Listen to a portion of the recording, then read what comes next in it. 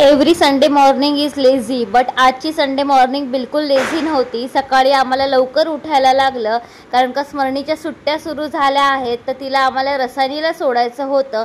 म्हणून आम्ही आमची बॅग घेतली, आमची धन्नो काढली, राहिलेलं जे सामान बॅगेमध्ये जास्त होतं ते डिक्कीमध्ये ठेवलं।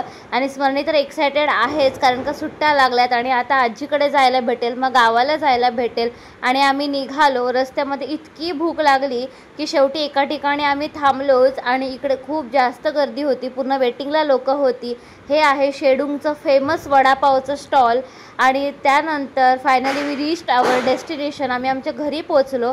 तिथून डायरेक्ट आम्ही गेलो मोपाड्यामध्ये कारण का आमचं रेशनिंग कार्डचं KYC करायचं होतं। त्यासाठी मयुरी, मी, बाबा, स्मरणी, मिलिंद आम्ही सगळेजण गेलो। आमचं KYCचं काम करून आम्ही घरी रिटर्न आलो।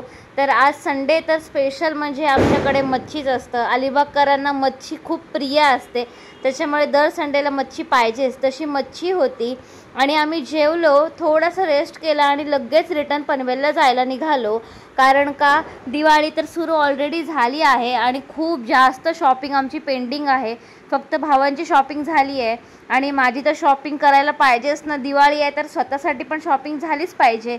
म्हणून आम्ही गेलो साडी शॉपमध्ये आणि ज्या शॉपमध्ये पहिल्यांदा आम्ही गेलो तिथेच आम्हाला साड्या वगैरे आवडल्या, तर मी माझ्यासाठी साड्या वगैरे घेतल्या, ज्या तुम्हाला पुढे येणाऱ्या व्हिडिओजमध्ये बघायला भेटतीलच।